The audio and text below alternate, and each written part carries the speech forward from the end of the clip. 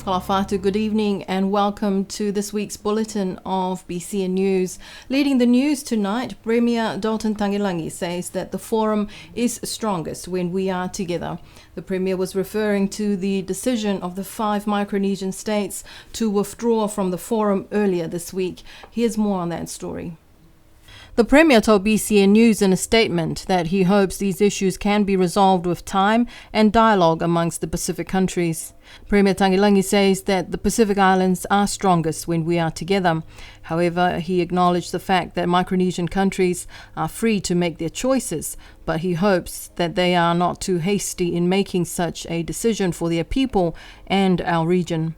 He says that he is saddened by what is happening. It is unfortunate that the Pacific countries' leaders are unable to meet face to face to discuss and make decisions on important matters for the Pacific Islands Forum. Tangilangi also expressed his appreciation to the outgoing Secretary-General, Dame Meg Taylor, for her leadership in Pacific regionalism and her contribution to the Blue Pacific. He also congratulated the new Secretary-General, Henry Puna of the Cook Islands. Premier Tangilangi says that Mr. Puna's wealth of experience and knowledge of Pacific matters and issues will be of great benefit to the region. However, the appointment of the new Secretary-General Puna is marred by the withdrawal of these 5 Micronesian countries, Nauru, Kiribati, Marshall Islands, Palau, and the Federated States of Micronesia. The Micronesian leaders felt that the forum leaders failed to honour the gentleman's agreement that it was their turn for a Micronesian candidate to lead the regional organisation. Access to justice has been disrupted due to the COVID-19 pandemic, but the Niue High Court has found an alternative way to ensure that court sittings, or at least some of the cases, can still be heard via Zoom. Last year in December, the Niue High Court trialled a court sitting via Zoom with the New Zealand-based judges, and according to the Secretary of Justice and Registrar of the Niue High Court, Darren Tovaka, the sitting was found to be acceptable to allow some of the cases before the High Court to be heard via this new medium, Zoom. That the sittings of the High Court will continue to be held, and for the sittings by Zoom, which, as we understand, a judge, it's very difficult for a judge to come up to Niue under the COVID restrictions, because that judge would effectively come and stay in Niue for 14 days, and we wouldn't be able to hold any sittings over that time. So the discussions and what was agreed and approved by the Chief Justice is to hold sittings by Zoom, and only for those applications which, one, are not disputed, and secondly, where there are no witnesses which will be called. Tohovaka says that in April there will be sittings of the High Court via Zoom as directed by the Chief Justice Coxhead.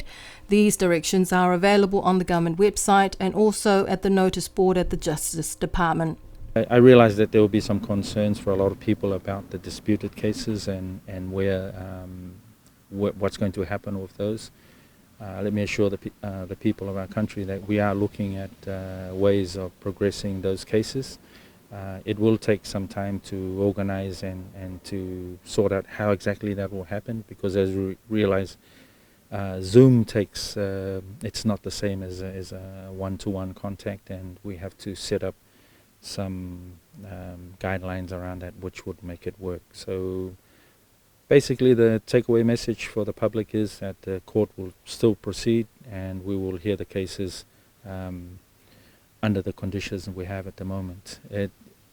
Our outlook is that if in November the situation will get to where we are able to have the judges come through, then we can deal with those disputed cases and cases that have been adjourned from the last sittings of the court.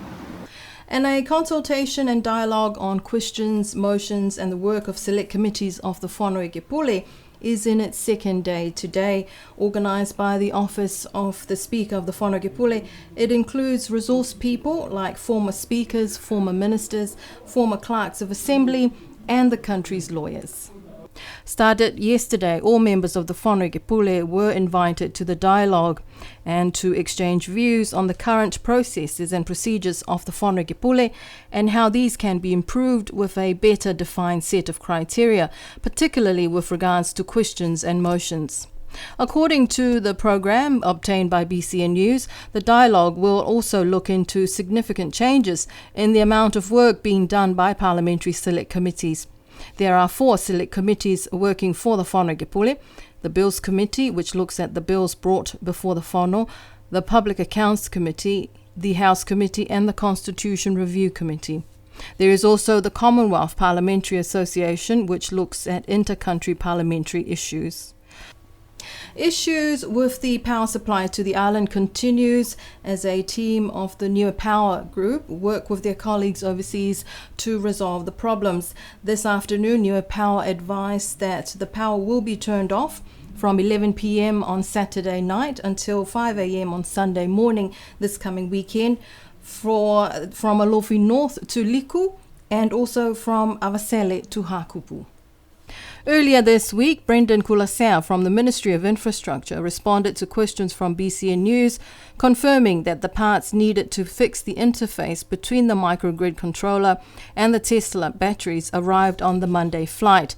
They were able to install the part and the microgrid controller side of the system is working okay. However, they are still experiencing some fault conditions with the Tesla batteries. Tesla is working remotely from their tech support team based in New Zealand, consulting with the engineers in Australia and working with the New Power team to conduct more tests. Brendan Kulasea says that they want to make sure that everything is 100% before they can put everything back online. And great news for TV Niue viewers from Avasele and Tamakotonga. After 2 days of work, the BCN technicians have restored TV Niue service to the 2 villages. TV Niue reception to the southern villages of the island was down from last week due to the faults to its transmitting antenna at the repeater station at Kaho, Avasele. Attempts to climb the tower last week was hampered by the weather. However, today, the General Manager, Trevor Siakia, working with BCN team of technicians and with the use of heavy machinery, were able to remove the faulty parts, repair them and restored the transmitting antenna at the repeater station on the tower. The Aliutu Weaving Women's Group held a 4-day workshop this week to talk about domestic violence and also weave. The group was able to conduct their workshop with funding from the organisation UN Women.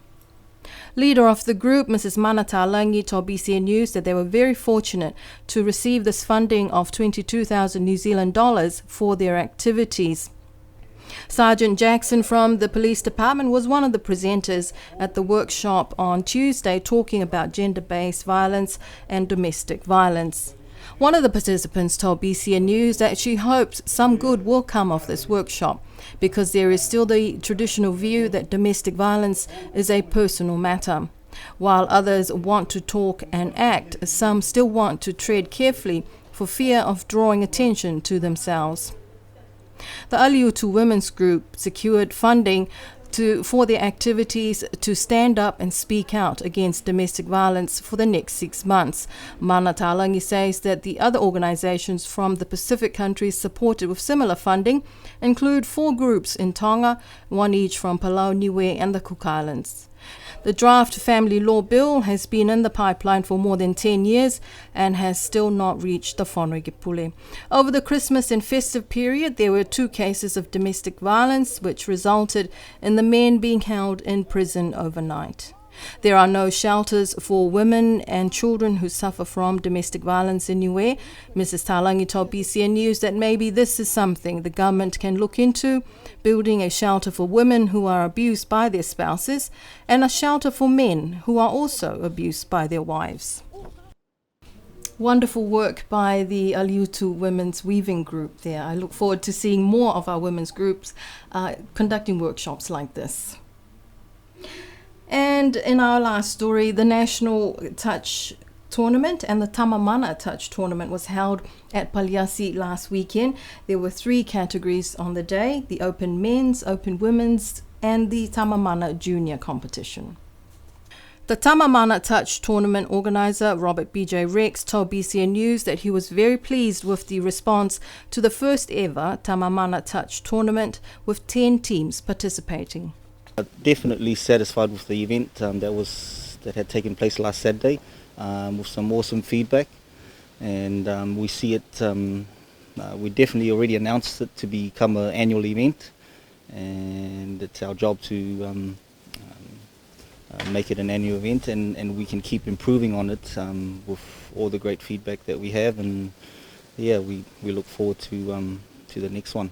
The 10 teams include 3 teams from Alofi, 2 from Hakupu, 1 each from Utalao, Tamokotonga, Avasele, Makifu and Tuapa. Robert Rex, who's been a Tamamana volunteer for the past 16 years, told BCN News that the very positive feedback from the tournament on Saturday has encouraged Tamamana to hold future annual competitions. He said the whole purpose of Tamamana is to engage with the children and motivate an active lifestyle with our primary school aged children.